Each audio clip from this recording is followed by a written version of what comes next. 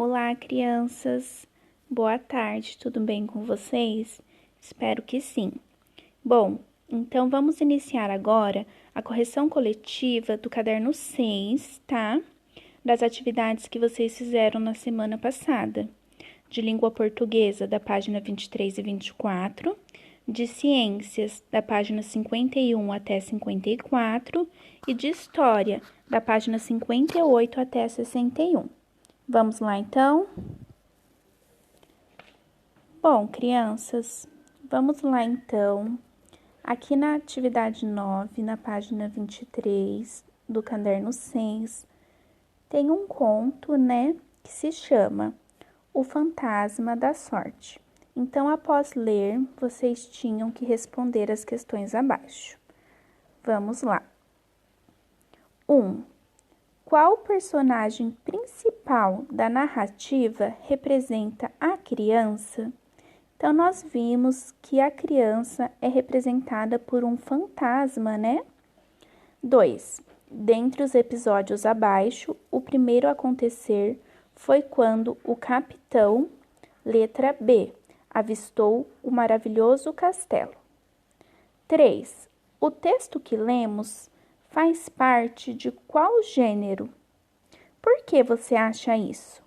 Bom, criança, então esse texto é um conto de assombração, né? Aí tá perguntando assim: por que você acha isso? Então, essa é uma resposta pessoal, né? Por que você acha que é um conto de assombração, né? Então, nós sabemos que no conto de assombração existem seres imaginários, né? Como fantasma, lobisomem, vampiros, né?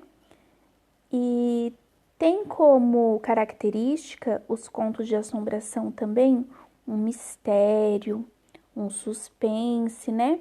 Por isso nós sabemos que é um conto de assombração aqui, pois tem o quê? Tem um fantasma, tem um mistério, tem todo um suspense por trás dessa história, tá bom?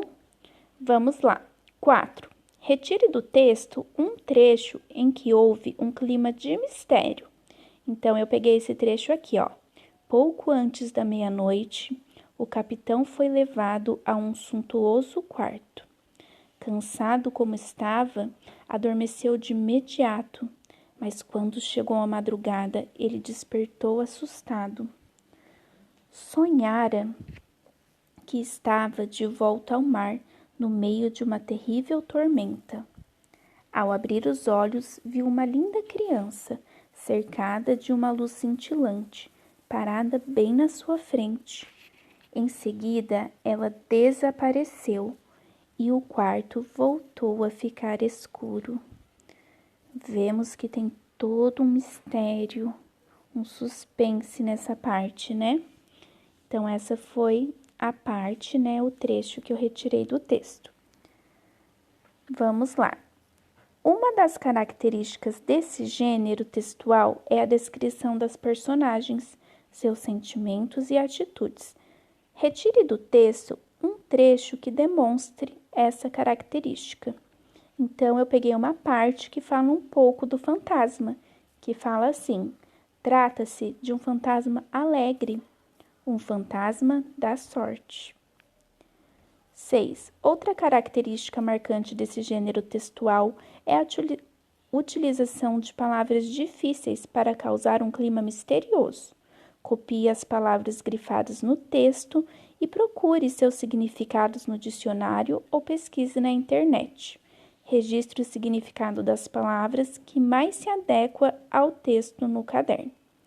Então, aqui nós temos a palavra pernoitar, que significa ficar para dormir, permanecer num local para passar a noite. Suntuoso, em que há grande luxo, pomposo, faustoso, suntuário. Tormenta, tempestade violenta, sobretudo no mar. Temporal, borrasca. Repouso, descanso, quietação, folga. Bom, crianças, de língua portuguesa é isso. Vamos agora para outra disciplina.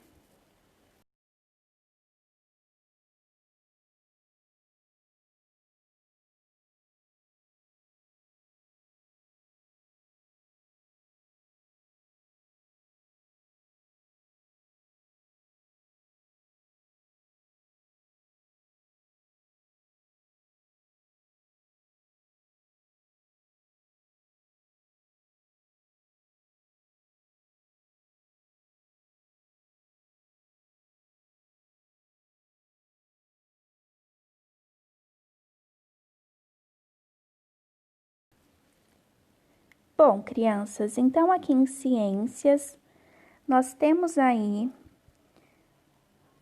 uma explicação sobre o que são os 5 R's.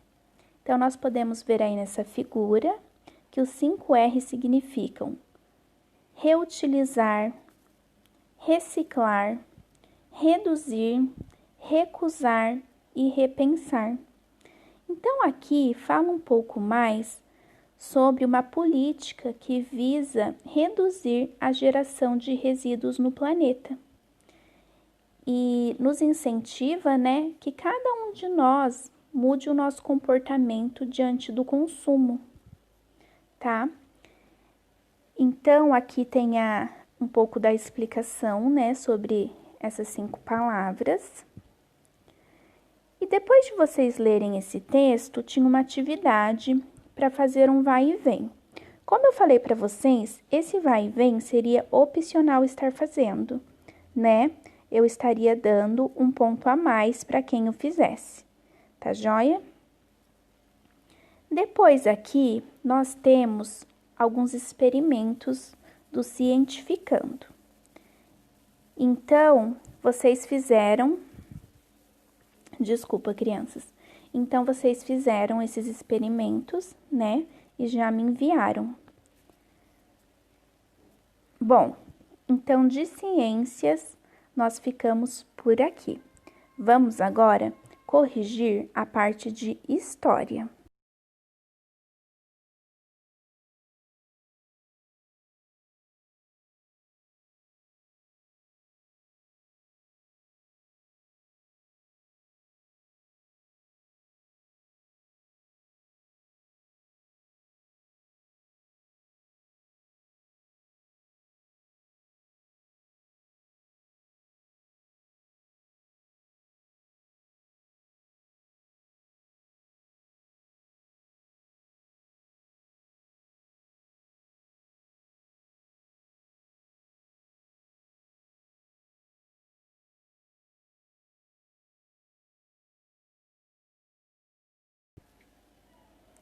Bom, crianças, então aqui em História, na atividade 2, fala assim: quem estuda nosso passado?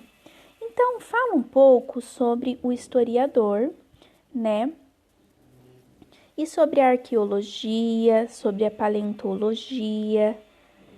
Bom, depois de ler esse texto, vocês tinham que responder as questões abaixo. Vamos lá, então, corrigir. 1. Qual das frases abaixo se refere ao trabalho dos arqueólogos? Marque com um X.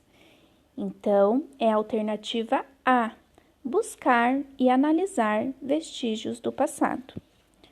Na alternativa B, fala assim, selecionar qual vestígio do passado deve ser destruído.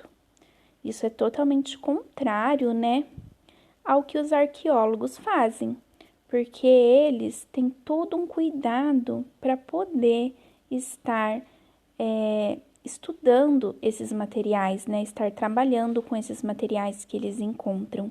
E tudo isso é para quê?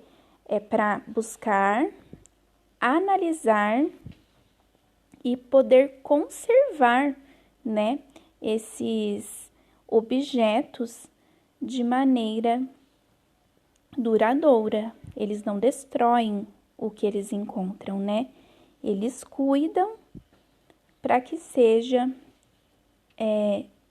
visto por nós, né, nos museus, ou até mesmo, dependendo do que for encontrado, a partir disso ter mais estudos para maiores descobertas de coisas do passado. Bom, vamos lá então. Depois aqui tinha também, né, falando um pouquinho mais sobre isso. E depois tem aí uma pergunta. 1. O fóssil da imagem A é um vestígio de hominídeo? Explique. Não, né? Nesse caso, é um fóssil de animal. Nesse caso, é um peixe. Não é um hominídeo, né? Pois o hominídeo é um termo utilizado para descrever os humanos e seus ancestrais que já foram extintos, tá bom? Daí, aqui na 2, fala assim: paleontólogos e arqueólogos precisam do apoio de outros profissionais para analisar os vestígios encontrados. Pesquise em um dicionário qual é a definição de cada profissional listado abaixo e anote as respostas. Então, aqui eu fiz uma pesquisa e coloquei aqui, tá bom? Então, assim, o de vocês não precisa estar exatamente igual ao meu, né? Porque cada um fez uma pesquisa em uma fonte. Eu pesquisei na internet, mas de repente o site que eu pesquisei pode ter sido outro, né? Então, o meu ficou assim, ó. Biólogo é um profissional que tem conhecimento especializado na área de biologia, entendendo os mecanismos subjacentes que regem o funcionamento de sistemas biológicos dentro de campos como a saúde, tecnologia e meio ambiente. Agora o B, geólogo. Um geólogo é o profissional de nível superior diplomado em geologia ou engenharia geológica. Os geólogos estudam a estrutura e os processos que formaram a Terra, sua evolução ao longo do tempo e os processos práticos de aplicação desses conhecimentos para o bem comum. C. Zoólogo. É um cientista que estuda animais, podendo trabalhar tanto no laboratório quanto no campo. Os zoólogos estudam a origem e o desenvolvimento das espécies, bem como seus hábitos, comportamentos e interações, e também pesquisam sobre o desenvolvimento de doenças em animais. 3. Como você imagina que cada um desses profissionais coopera com arqueólogos e paleontólogos na análise dos fósseis? Bom, crianças, então essa é uma resposta pessoal, tá? Mas eu coloquei aqui assim: auxiliam com seus conhecimentos especializados em determinados assuntos.